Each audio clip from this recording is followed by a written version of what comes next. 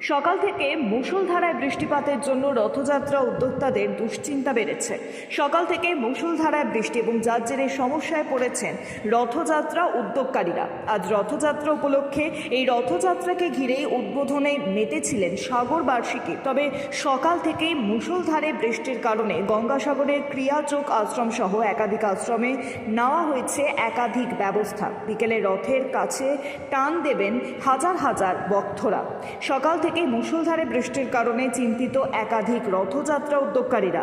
মূলত এই রথযাত্রায় যে ভক্তরা আসবে রথের দড়িতে টান দেওয়ার জন্য বর্ষাকে উপেক্ষা করে পৌঁছতে কি পারবে ভক্তরা?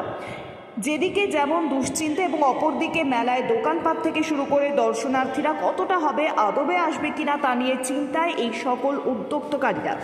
गंगासागर में क्रियायोग आश्रम की तरफ से जो यहाँ पे वर्णाढ्य रथ यात्रा जो यज्ञ आप देख रहे हैं, यहाँ पे अग्नि होता, इस यज्ञ भगवान के सामने यज्ञ का आहुति दे के हम यहाँ पे जगन्नाथ का रथ यात्रा का समापन करने जा रहे हैं।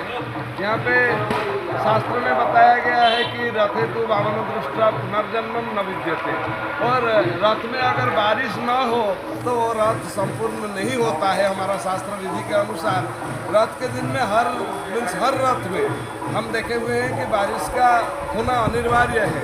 ये एक ऋतु परिवर्तन के साथ हमारा नंदी घोष के साथ हमारा जीवन का जो एक परिपूरक एक रिलेशनशिप है, उसको संपन्न करने के लिए, संपूर्णता प्रदान करने के लिए भगवान का आशीर्वाद स्वरूप ये वृष्टि होता है।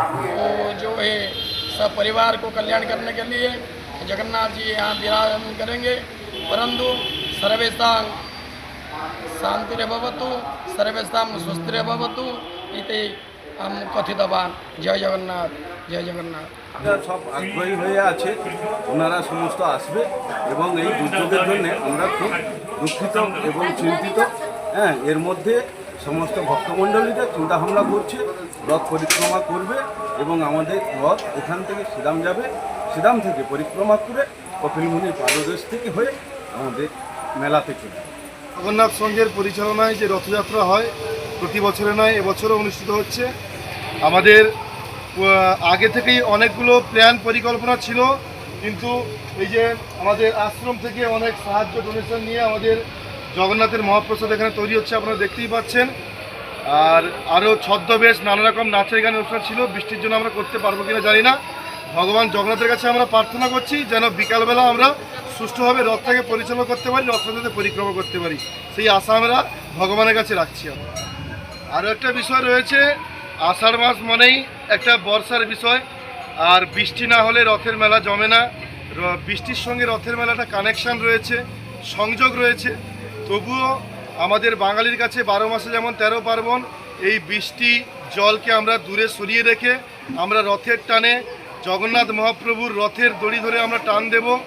সেই আশা আকাঙ্ক্ষা নিয়ে ভক্তদেরকে বলবো সবাই যেন আসে, যতই বৃষ্টি হোক বৃষ্টিকে উপেক্ষা করে আমরা যেন রথের যাত্রাটাকে আমরা সুন্দরভাবে পরিচালনা করতে পারি। সমস্ত ভক্তদের কাছে আমরা সেই আশাটুকু রাখবো জগন্নাথ সংঘের পক্ষ থেকে।